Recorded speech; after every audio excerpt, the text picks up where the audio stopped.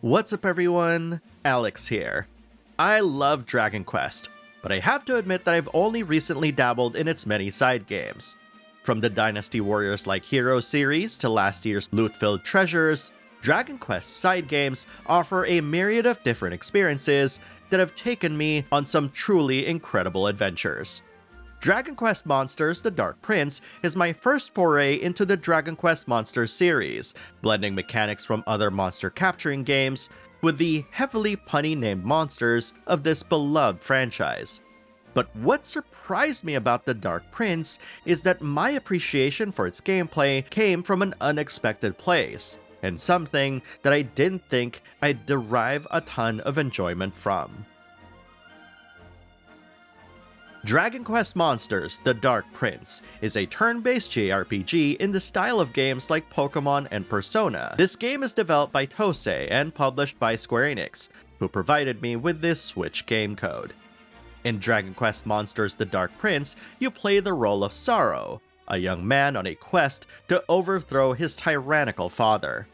Using his powerful magics, his father casts a curse that renders Sorrow unable to defeat monsters. After being sent away to the ends of time and to a different world, Sorrow is taught how to tame monsters in order to make them fight for him, as he traverses the circles of Nadiria in order to seek vengeance against his cruel father. If the name Sorrow sounds familiar to you, that's because Sorrow is the very same character featured in Dragon Quest IV. Dragon Quest Monsters: The Dark Prince offers an alternate telling of Sorrow's life that's quite different from Dragon Quest IV. And while he does meet Rose in The Dark Prince, the unfolding events will probably not align itself perfectly with his story in Dragon Quest IV, though there's certainly a lot of overlap. This is all to say that playing Dragon Quest IV is not required to enjoy The Dark Prince, as it's got a story that's very easy to follow and a kind of wholesome storytelling you can expect from the series. Relatively speaking, of course. The game is called The Dark Prince after all. But before anything else, I do want to address the elephant in the room that is the game's performance. I know that some of you are very particular about this, so I thought I'd let you know that this game occasionally exhibits frame rate drops whenever new geometry or assets are being loaded in. As evidenced by the shown footage, foliage and various details pop in the background, affecting the frame rate, with the draw distance for the grass being a bit close. That said, the Dark Prince areas are impressively massive, allowing you to see distant mountains and features that have been given a lot more display priority than any foliage beyond a certain distance. It's certainly a curious choice, but by prioritizing larger landmarks, these points of interest can lead us towards a particular direction, and even in some cases, tease the explorer in us. Along the same lines, I've actually come to appreciate the look of The Dark Prince apart from these performance issues. While the texture quality on display isn't as high fidelity as the most recent mainline Dragon Quest title, the game evokes a presentation that reminds me a lot of Dragon Quest VIII on the PS2. And I want to be clear here by saying that Dragon Quest VIII's presentation is one of my favorites of all time. And having played a little bit of the aforementioned game recently, I can definitely see that the chosen presentation for The Dark Prince was most likely informed by the look of said game, with its level designs expanding upon the limitations of Dragon Quest VIII's flatter environments. The starting area alone, where the game teaches you all about the seasons, is a lot bigger than you might think, with pathways leading up and down areas and places that only reveal themselves in certain seasons. That said, I do wish that The Dark Prince acknowledged our wanderlust by giving us worthwhile things to collect whenever we find a cool area that goes off the beaten path. Sure, you can find a glowing thing that'll give you an item or, in the worst case, monster manure, but this doesn't compare to finding a treasure chest with something cool in it. I understand that the draw of the game is its monsters, but if you're looking to make huge areas and the occasional scenic viewpoint, might as well reward the players who get there. Exploratory breadcrumbs and rewards aside, the real star of Dragon Quest Monsters is the last word in the series title, the monsters. And while I expected the game to be a typical turn-based JRPG much like Pokemon and Persona, I did find it interesting that the actual choosing of commands wasn't as involved as the aforementioned games, and have more to do with synthesizing better monsters and creating good party compositions. Let me explain. Much of my battling monsters in Dragon Quest Monsters: The Dark Prince look like this.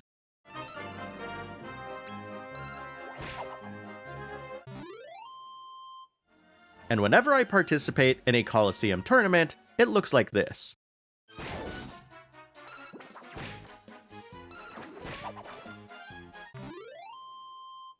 If I'm not trying to scout a particular monster, I'm typically grinding for experience just by activating auto battle, with battles happening at a faster pace.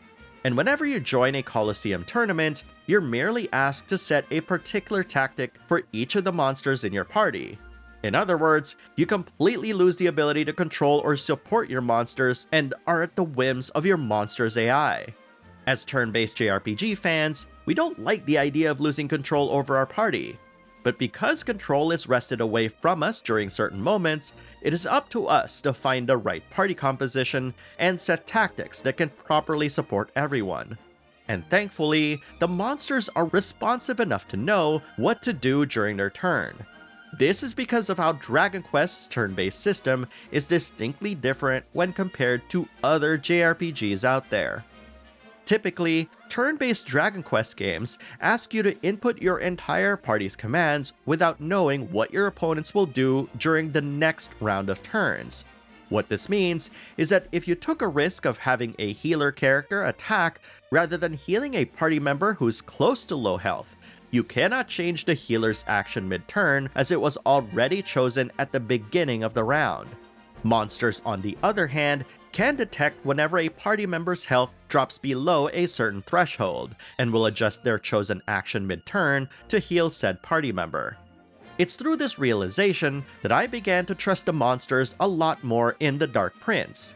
And outside of a few challenging battles here and there, where I needed to issue orders to some of my monsters manually, I've learned to rely on them a lot during my playthrough, since the overall difficulty isn't really that challenging. And thankfully, Dragon Quest Monsters: The Dark Prince gives you a lot of fun ways to mix and match monsters to help you create your ultimate party, with a few caveats. Every other level, your monsters will get talent points that you can spend on their talent tracks. These talent tracks often contain new skills to learn or stat increases that you can unlock. By synthesizing two monsters together, you can choose 3 talent tracks from a list that contains both parents' tracks, as well as an extra one resulting from the creation of the new monster. And while it's tempting to make a super powerful monster that has everything, you also have to consider that in certain cases, you can only assign them one particular tactic, which forces them to behave in a particular way. That said, you can always make every monster be able to handle multiple roles, allowing for more options for them to course correct and get back on track to winning. You can only synthesize monsters that are above level 10, and every time you synthesize a new monster, they all start at level 1. But the real question, as with most games that feature automated combat, is if the game is fun aside from that. I'm the kind of person who derives a lot of enjoyment in experimenting with different combinations of things and seeing if they work, so losing control of my members in key moments wasn't too big of a deal to me. Heck, I'm the guy who played through Personas 3 and 5 without ever controlling the other party members after all. Being forced to think carefully about my party composition, thereby encouraging me to think creatively of ways to circumvent some of the game's imposed limitations, forced me to see certain monsters, and by proxy the game's synthesis system, in a whole different way than, say, a Persona or Pokemon game. And to me, that's actually really cool. Instead of just mindlessly mashing buttons just to move the combat forward, I can instead focus on thinking up monster combinations and finding where they're hiding in the various areas in the game and scouting them to the best of my ability. Keep in mind that I am not saying that every game should be like this, but rather, I want to recognize that The Dark Prince is uniquely positioned in its design to allow for this sort of gameplay, which brings a focus onto the other parts of the game that are truly enjoyable. This is all to say that the best parts of The Dark Prince were things that I didn't expect to really like a lot. and it gave me a different perspective on turn-based games that I didn't have before.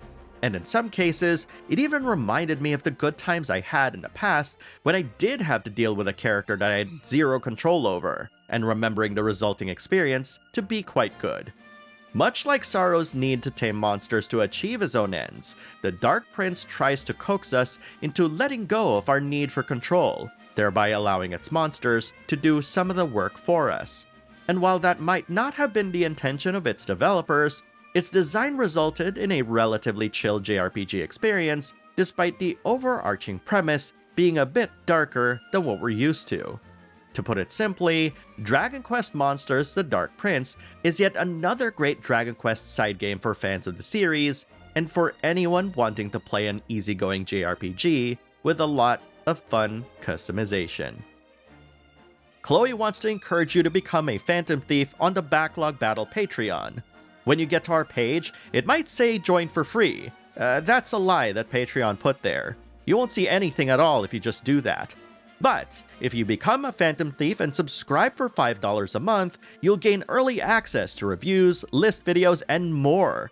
You'll even get to see cool new things that I'm trying out, new styles of videos that aren't even on the channel, as well as full scripts of videos that you can read and try to sound like me. And by subscribing, you'll even get your name listed at the end of every video, and gain access to a secret Patreon channel on our Discord. So head on over to patreon.com/backlogbattle, subscribe at the $5 tier, and keep our dream alive. Thank you very much for watching, everyone, and I'll see you in the next video.